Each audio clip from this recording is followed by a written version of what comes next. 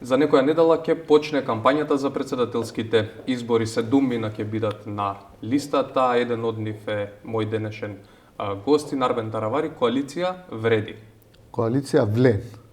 Бевте Европски сојуз за промени, па сега нешто сменивте Вреди. Што се случи во меѓувреме? Не, беа 3 партии порано, сега се вклучи 4-та партија.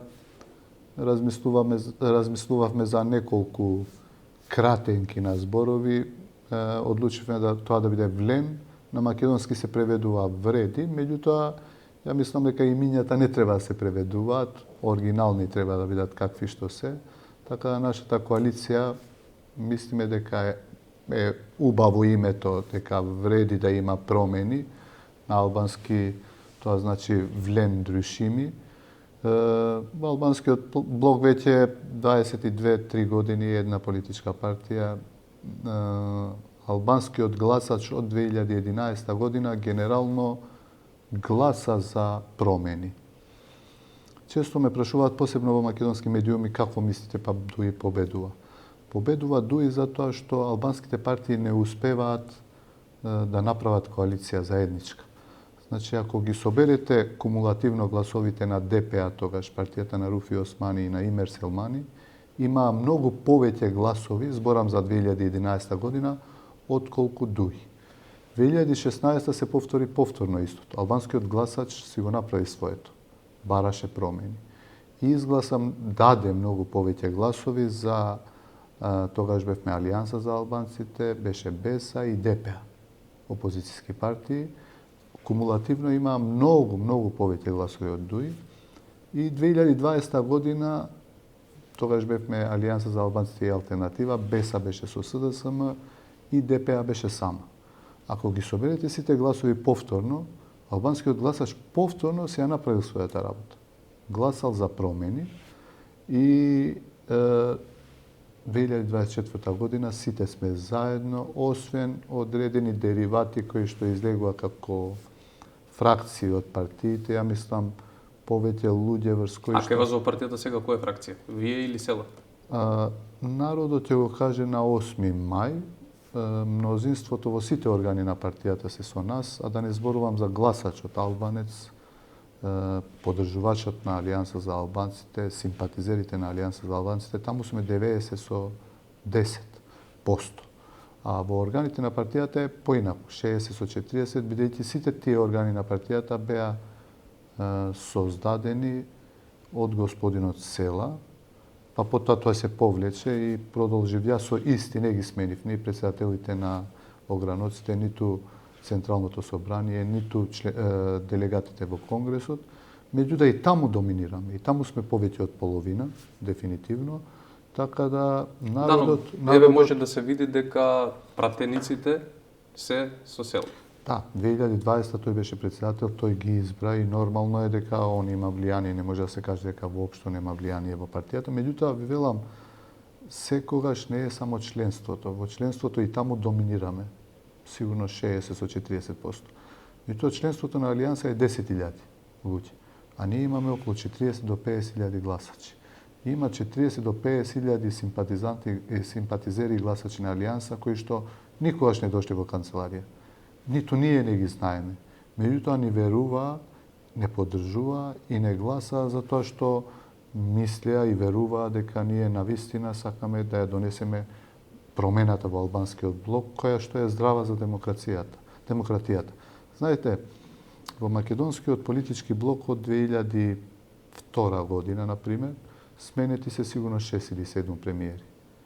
Во Соединетите Амерички држави сигурно 4 или 5 претседатели, а во Македонија останува иста политичка партија и се да беше добро, мислам дека е доволно и долго, иако има огромен број на скандали, коруптивни афери, за кои што не би сакал да зборам, бидејќи одлучени сме оваа кампања да биде европска и промотивна. Да, но зошто не ги кажавте тие крупни афери кога бевте во коалиција со Дуи? Вие практично бевте во коалиција со Дуи на почетокот на мандатот кога се смени власт, односно кога дојде СДСМ на власт, бевте сега. Зошто тогаш ги премолчувавте? Зошто не ги кажувавте тогаш на глас? Зошто еве како дел од владата да не излезете и да кажете луѓе, ова и ова се случува, ако веќе ги имате како бројка? Ако ми дозволите едно по едно, 2016 година имаше избори во Македонија и тогаш сите кажуваа дека се работи за режим кој што владее во Македонија, а во режимот беа ВМРО и ДУИ. Видете, и формирање на владата е некаква математика бројки. Мора да има за да се створи една нова влада. И тогаш ние одлучивме, не можевме двете компоненти на тој режим да ги смениме. Не дозволуваа бројките, немаше комбинација со која што би отишле во опозиција и ДУИ и ВМРО и одлучивме да бидеме дел од таа влада и дел од тој режим да си отиде. И ја мислам дека дадовме допринос како партија тогаш колку толку да се демократизира државата и да дојде една нова влада, а ДУИ беше нужно зло во таа влада, мораше да постои. 2020 година повторно немаше број, ние бевме во таа влада само 5-6 месеци. После тоа се тргнавме, делувавме како опозиција. 2020 година повторно немаше бројки за да се направи некоја влада без ДУИ. Бројките се неприкосновени, не можете да ги смените. И 2023 година дојдовме во ситуација што имаше препораки од за нас важни релевантни центри кои што ги почитуваме да им дадеме шанса на уставните промени, тоа е услов за Македонија за да ги започне преговорите. Знаете, сите албански партии без исклучок се за да ги започнеме преговорите со Европската Унија, бидејќи тоа е добро за државата. Со тоа можеме да ги задржиме и младите тука, и да има инвестиции, а и да почне да функционира државата како што треба. И влеговме во таа влада, меѓутоа бевме критизери и во тој период реално. Не е толку многу гласно колку што се сега. Ете, јас ви кажам неколку примери. Например, за кривичниот законник ние не гласавме. Нашиот министер не го потпиша. Тоа е еден од примерите кои што беше, мислам, една од поголемите грешки на владата. Имаше Добро, законот за помилување беше од тој министер и владата не го поддржа. Не го поддржа. Тоа беше после тоа. Тоа би требало да биде нормално демократски, Видите, но зборувам за оној дел во кој што видите дека има повеќе работи во владата, ние делувавме повеќе како опозиција отколку во како Да, но јас зборувам за оној дел во кој што вие велите дека има коруптивни действија. Зошто тие не ги критикувавте? Сега кривичниот законник, фала Богу, дека сите го гледаат различно и секој си гласа по сопствено убедување. Ама вие да бидете дел од владата и вашиот министер да не го подпишува и вашите пратеници да не го изгласаат, тоа е јасен сигнал дека не се согласуваме со тоа. Имало и критики непрекинато за одредени действија што ги правеше владата во тој период и внатре во коалицијата, меѓутоа и јавно го кажувавме тоа. Последните 10 години, зборам од кога постои Алијанса за албанците од 2014 година, и вие ќе се согласите, најголем период во опозиција била Алијанса. И најголем критизер на ДУИ била Алијанса. И мислам дека немаше да има смисла некој друг да ја води опозицијата, освен Алијанса заедно со албанската здружена опозиција, сега која се нарекува ВЛЕН. Така да ви велам повторно, Алијанса заедно со Без алтернатива и Демократското движење ќе ги донесат долго очекуваните промени во албанскиот блок, кој што е многу битен. Знаете, не е здраво ни за општеството, ниту за државата, па ниту за ДУИ. Една партија не е партија доколку одреден период не си замине во опозиција. Ја мислам, Добро, така се средуваат најмногу. Па поубаво да се расчисти партијата отколку да седи во опозиција, поубава работа нема. И не случајно државите кои што имаат високо ниво на демократија, тоа го практикуваат. Например, во одредени држави не смеете повеќе од 2 мандати да се избирате во водечка позиција, а во одредени држави, ако можете, втор, трет и се тргнуваат сами, втор, трет мандат, мислам. А зашто вие тоа не го предложите во Македонија да се случи, да бидат 2 мандати, исто како за председател? Ете, во нашата партија, например, во статутот на партијата стои дека председателот не може да се избира 2 пати и да биде во кулминација на кариерата мора да се тргне. И тоа би било убаво, например, господинот Глигоров како председател, знам дека тоа го направи, не дозволи да се кандидира за трет мандат, што е убаво и здраво за државата, а Јас сум за тоа и да разговараме и да отвориме дебата во општеството, за да 8 години бидат сосема доволни за една политичка гарнитура. Нормално партијата може да продолжи, меѓутоа со друго раководство и јас мислам лично дека тоа би било чекор напред кон демократизација прво на партиите, потоа и на државата и на општеството, како што сме кажали за отворени листи за гласање. Да, но ете прагот сега се крена. Без разлика. За независни. Без разлика. Ја мислам дека за прагот може и се разговара меѓу политичките партии, меѓутоа јас сум за тоа луѓето, граѓанинот, да го избере човекот, а не претседателот на партијата да ги постави. Тоа ќе ни олесни и на нас, на претседателите на партиите, меѓутоа и на самите партии ги поставувате повеќе луѓе и сами тие ќе видат колку вредат и тежат кај граѓанинот, колку се кредибилни кај граѓанинот. Правари, вие во коалицијата ваша имавте еден период кога еден влегуваше, друг излегуваше од владата, цело време се менувавте, беше Беса, па после Беса отиде Алтернатива, па после Алтернатива дојдовте вие. Алтернатива практично излезе од коалицијата затоа што доаѓате вие. И сега вие сите заедно сте коалиција. Да, идејата не беше, видете, Беса излезе на избори 2020 со СДСМ и нормално тие формираа влада заедно со ДУИ. Одлука на партијата и тоа е неспорно. 2021 после локални избори Алтернатива одлучи да биде дел од владата, неспорно. И ние кога влеговме, идејата беше да остане и Алтернатива. Меѓутоа тие не се согласија, отидоа во опозиција без разлика.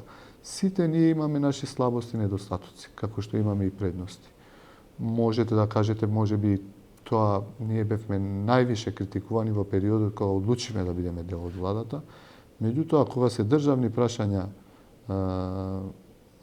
да речам во прашање, треба да се одлучува и државнички и да се изгуби дел од рейтингот. И сите препораки беа дека 2020 година не е добро за Македонија да има избори. Да се даде шанса на уставните промени. За жал не се случија. Јас знам дека периодот кога имавме највише критики и за мене како претседател на партијата, меѓутоа почна и рейтингот на партијата да се снижува. Бевме свесни за тоа и кога одлучувавме. Меѓутоа тоа беше одлука на поголемиот број на членството, иако персонално и лично бев против да се влезе. Меѓутоа не сакам да избегам од одговорност, сепак ја го раководев тоа претседателство и на крај и ја изгласав со сите други, оти видов дека мнозинството мисли дека треба да се направи така одговорноста ја земам врз себе како претседател на партија.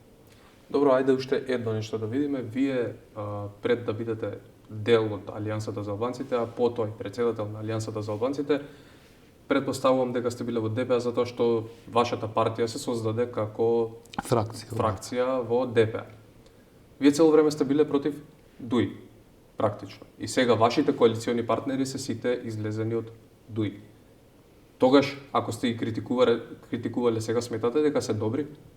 Затоа што и Изет Меджити, и Африм Гаши, и Билал Касаби се излезени од ДУИ. Јас сега ќе ви објаснам. Значи, ние излеговме, јас бев во помладокот на ДУИ на ДПА во 90-тите години и до 2007 година бев активен член на ДУИ, на ДПА, без да бидам во партиските органи. Бев во Централно претседателство на ДПА некаде 2002 до 2004-2005. Потоа бев пасивен член на ДПА. И кога се одржа конгресот во Струга 2007 година, господинот Џафери се излезе од претседател, дојде идниот претседател, сегашниот. Јас од тогаш веќе не сум згазил во канцелариите на ДПА. Точно е дека ние излеговме од ДПА, бевме фракција, потоа продолжи господинот Села.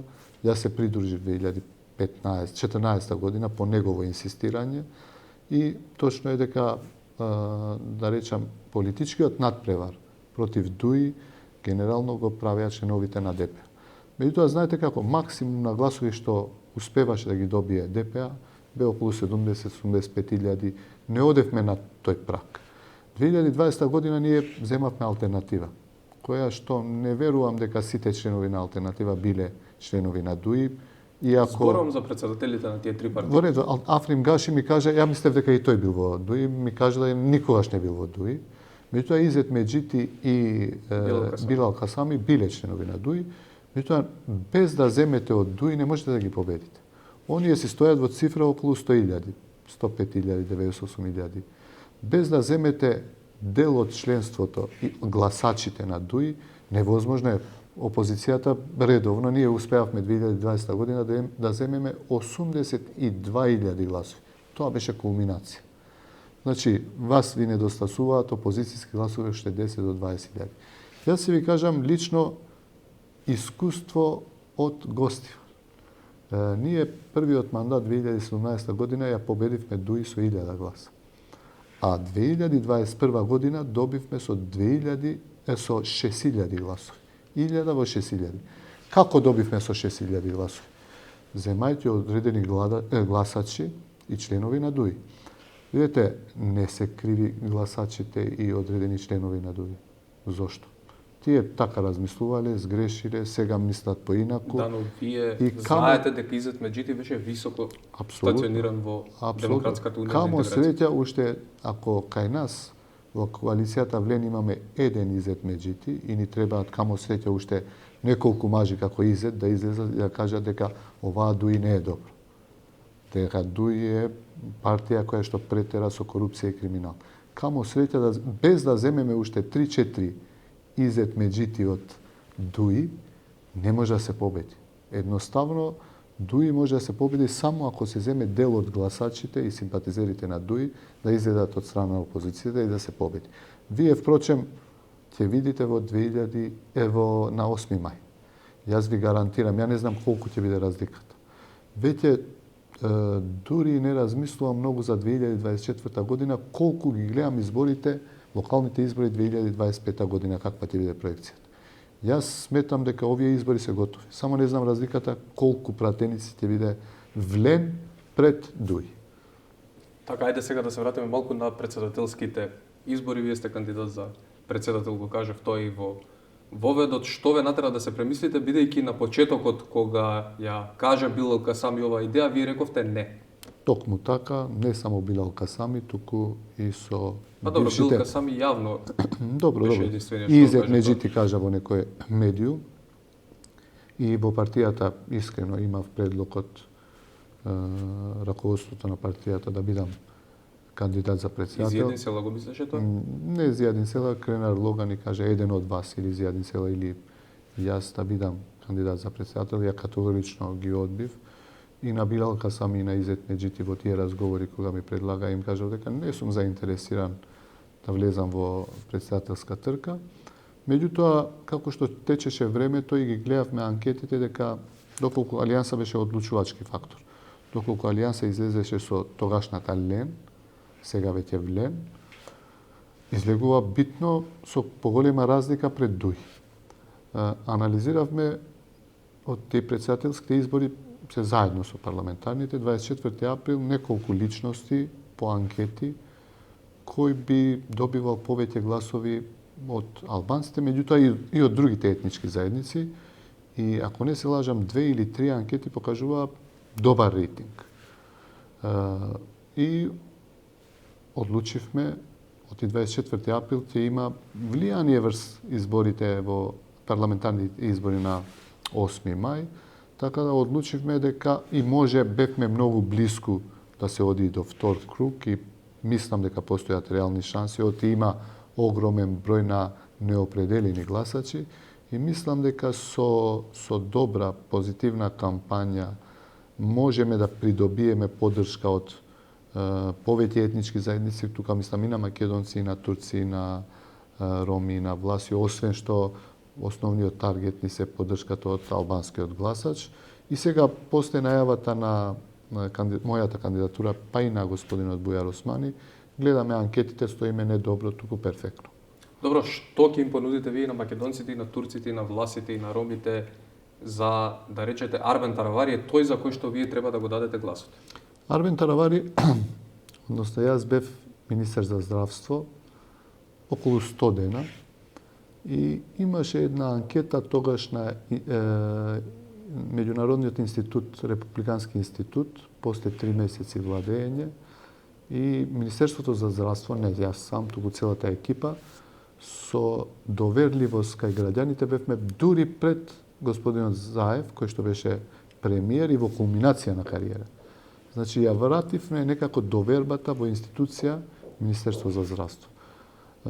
Тука нормално не биле тие што веруваат во институцијата само албанци, туку сигурно и други наши сограѓани со кои што живееме заедно. Исто така сум градоначалник во Гостивар. Првиот мандат ви кажав добив со 1000 гласа, вториот со 6000 гласови разлика, што е огромна разлика. А Гостивар е карактеристичен град. Се уште нема ни еден градоначалник од 90-тите кој што имал 2 мандати една по друга. Ние сме првиот и уникатен случај. Видејќи граѓаните се критични. Кога ќе видат еден градоначалник не работи добро, веднаш го казнуваат и не му даваат втор мандат. Ние добивме втор мандат и зашто сум највише среќен е што не победив само кај албанците. Кај албанците беше убедлива победата. Победив и кај турците и кај македонците. Некој вика со гласовите на ВМРО. Да, со ВМРО имавме соработка за локалните избори 2021 година. Меѓутоа, гарантирам дека и 50%, може би и над 50% од тие што се членови на СДСМ гласаа за мене. И 2017 и 2021 година. Например, ти ви кажам, 2017 година Турската демократска партија, една од поголемите турски партии, направи коалиција со господинот Бейта. Официјална коалиција. Најодговорно тврдам дека 60 до 70% од турските гласачи во Гостивар, многу се, 4000, гласаа за мене, иако Турската демократска партија беше во официјална коалиција со ДУИ. Сакам да кажам дека Македонија е мала држава. Луѓето се знаат меѓу себе. Како Заев го кажавте? Па толку сме, 1,5 милиони жители. Кај да одите, ќе најдете секој трет, четврт, со кого можете да се поврзате со било кој човек во Македонија. Така да имам и искуство како доктор, околу 26 години, барем тие што дошле еднаш со некого или преку некого, знаат каков е Таравари како личност, како особа.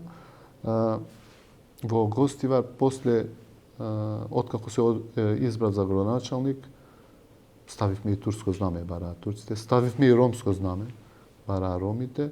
Не ми пречи и мислам дека сум отворен и коректен прему сите етнички заедници. Да, но што е тоа што ќе ги привлечете гласачите да гласаат за вас? Кампањата е тоа што е најбитно. Тие месец и пол или 21 ден официјално, меѓутоа и пред кампањата си го прави своето. Видете, секој граѓанин на Македонија, без разлика на етничката припадност, бара правна држава.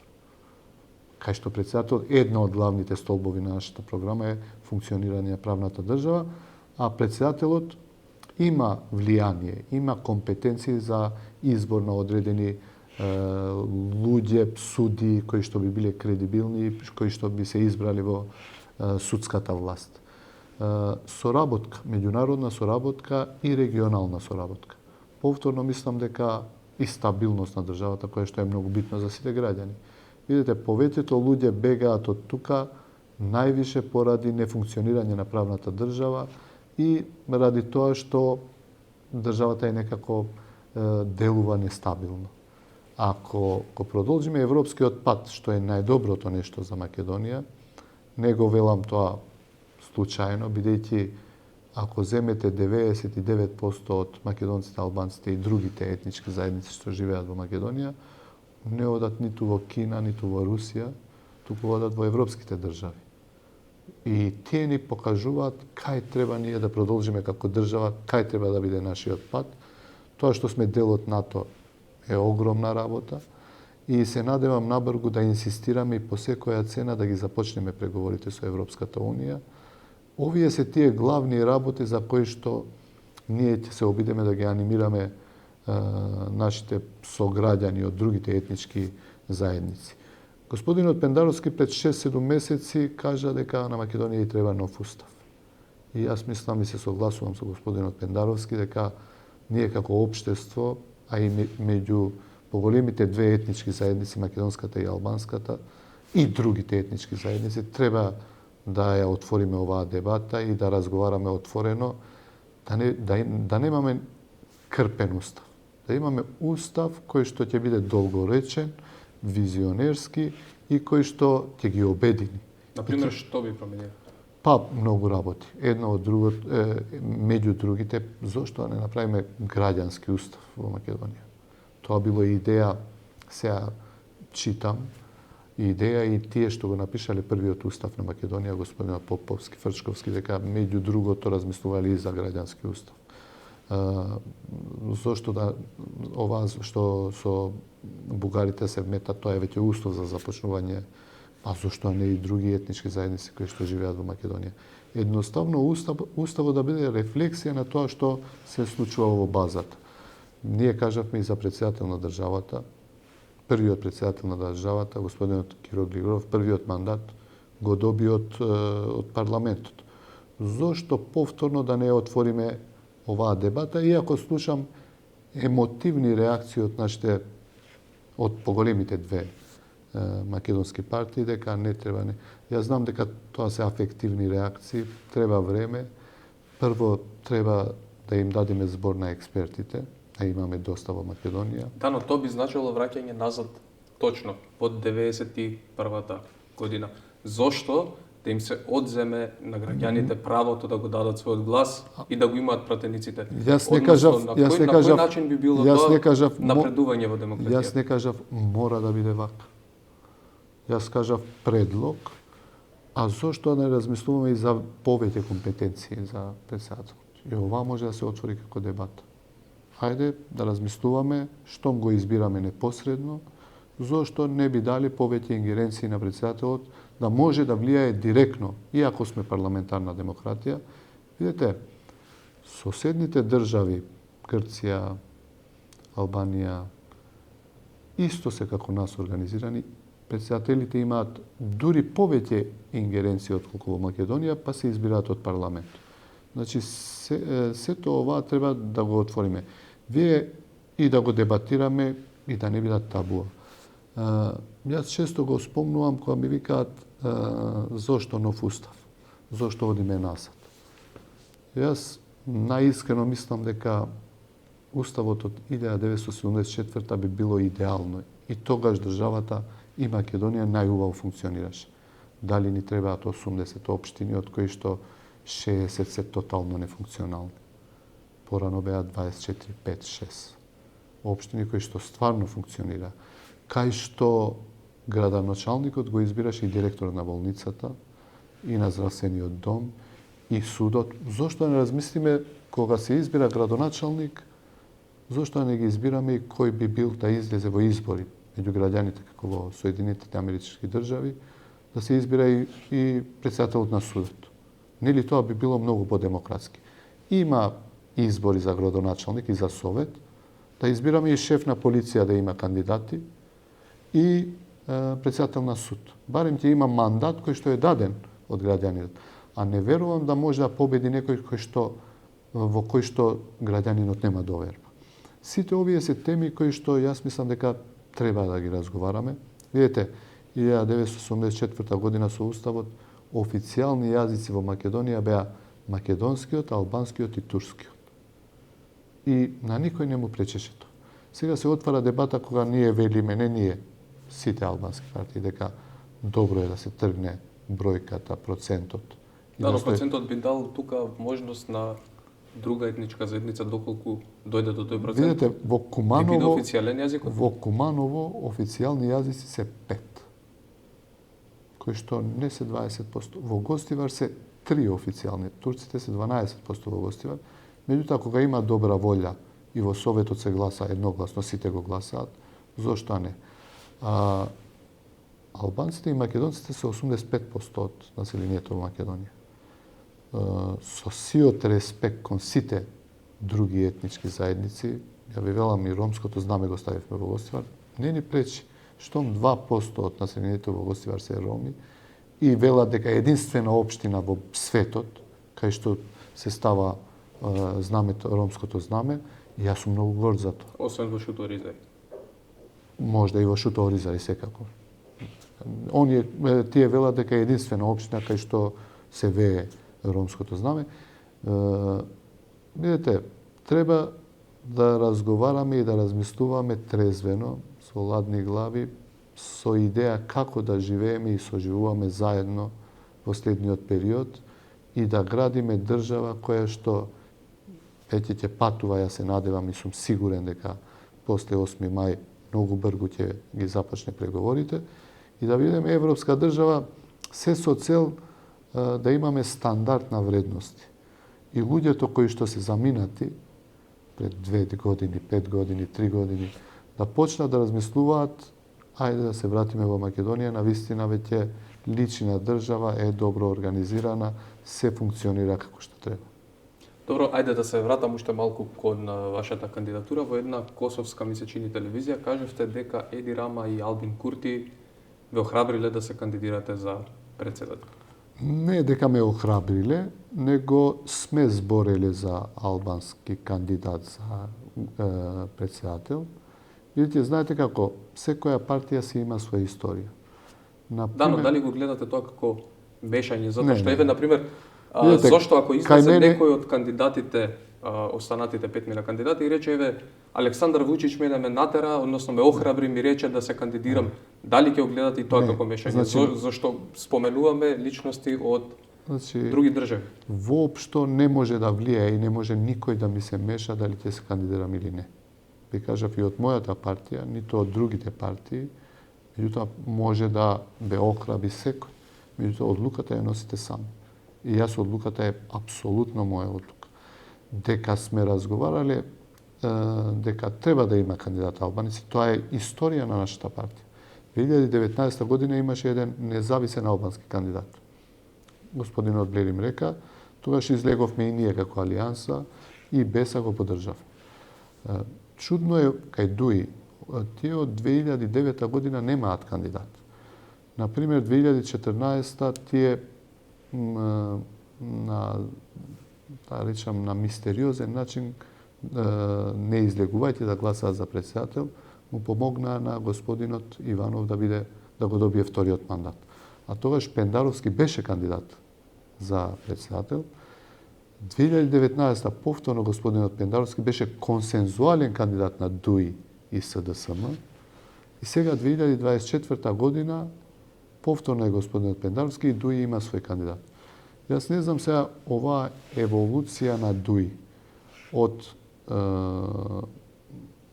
одмагање на Пендаровски да победи 2014, 2019 консензуален и 2024 година свој кандидат не за Пендаровски. Дали евалуираше Пендаровски е сменет?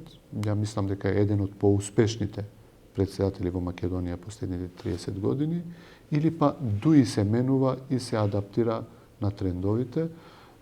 Ние сме сметали секогаш дека албанците имаат право да гласаат албански кандидат. Иако албанците се скоро 1/3 во државата. Така да немаат кандидат, тоа мислам дека не е во ред. Иако сметам дека постојат реални шанси да се помине во втор круг албанскиот кандидат, така да нека има еден политички надпревар и нека победи најдобри. Бејте Крешник Бектеши кажа дека очекува Бојро Османи да влезе во вториот круг. Но ајде да гледаме од друга страна. Видете, Доколку... секој си очекува, си прави своји математики, меѓутоа анкетите покажуваат дека има огромна разлика за сега.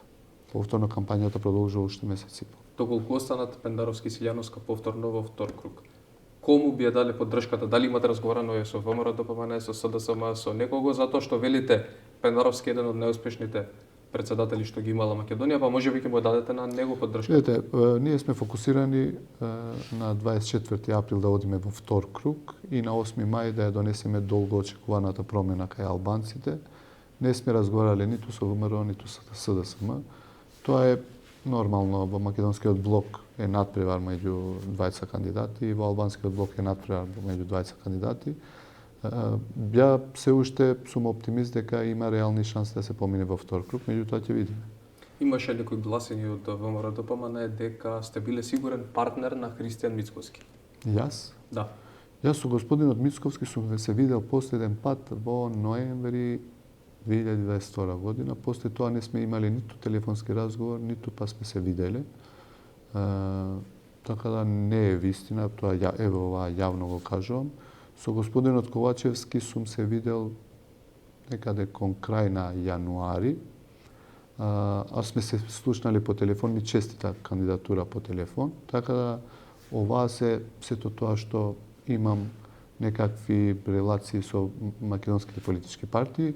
Секогаш кога би имал средба или разговор или за нешто би дебатирал, тоа би го правил јавно и не би го криел.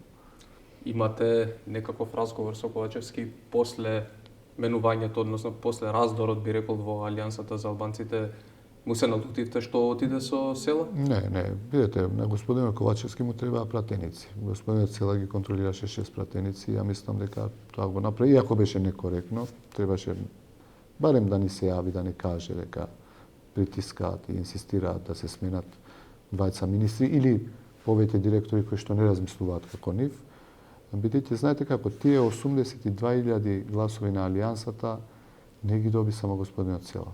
Ги добија и повеќе членови, некои што беа и министри, директори и членови, и сега да ги елиминирате не е во ред, а договорот беше до избори да биде истата влада, како и да е. Он само ми честита после тоа, не сум се слушнал друг, само ми честита за кандидатурата за председател. Добро, и што ги се случува? Би сакал да кажам дека додека бевме во власт, сме имале релативно коректни односи и не би сакал да кажам ни пола збор лош за господинот Ковачевски. Што ги се случува после изборите, еве доколку немате некој голем успех на председателските избори, дали можеби ќе се повлечете од партијата, ќе видиме прен да видиме кај кого ќе биде печатот? Дали кај вас или кај Села, како ќе одлучи судот? Што ќе правите понатаму? Тоа е ирелевантно, јас сум сигурен дека ќе ги победиме изборите. Јас не сум аналитичар да кажувам сега што ќе биде после тоа. Добро, имате анализи направено сигурно во партијата, не се оставате без ништо. Сигурен сум дека ќе победиме, имаме огромна поддршка во народот и тоа ќе се покаже. Видете, постои клима, многу страшна клима која што е против ДУИ. По сето тоа што се случува се последните 22 години и се да беше добро е доволно и многу. Така да 8 мај ние ќе ја напишеме историјата, велам, во Македонија во албанскиот блок, бидејќи знаете како тоа веќе 22 години е како да си пола векот комунизам. Тоа е 22 години е многу, 2,5 декади скоро. Така да ќе ја направиме историјата, ќе ги донесеме промените кај албанците и се надевам во новата влада, бидејќи првиот наш тест ќе биде 2025 година, само после една година локалните избори, и ако не започнеме со реформи како што треба, и ако не демонстрираме добро владење, народот и може да не казни. Затоа ви велам, се помалку размислувам за 2024, колку што проектирам и гледам како и што ќе биде 2025 година. Многу е битно тогаш, ако дуи сигурно ќе биде во опозиција, да се освојат што повеќе општини и повторно да имаме добро и поинакво владење со огромен број на реформи. Тоа е во интерес на сите партии во Македонија. Мораме еднаш за секојаш да почнеме и да размислуваме како да живееме сите заедно поубаво и подобро. Арбен Таравари докторот или Арбен Таравари политичарот? Како доктор имате многу големи пофалби од сите граѓани. Каде се гледате повеќе? Јас лично сум доктор, уживам во тоа што го работам, продолжувам секоја среда да прегледувам пациенти и не само секоја среда, и кога ќе седнеш во кафана да ти дојде некој да те праша, и кога ќе бидеш во општина да дојде некој да ти бара второ мислење. Многу сум горд со мојата професија. Политиката беше непланирана, меѓутоа ја мислев никогаш повеќе од 10 години, скоро стануваат 10 години. Би сакал да оставам добра екипа позади себе. Животот продолжува и после политика. Семејството веќе на големо ме критикува бидејќи претерав предолго е. Така да за неколку години се надевам да направиме убава екипа, модерна партија да се продолжуваат, а јас да се продолжам со моите пациенти и со моите книги за неврологија.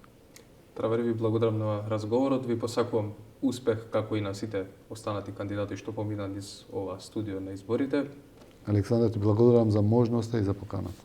Вам почитувани ви благодарам на вниманието со кое не следевте.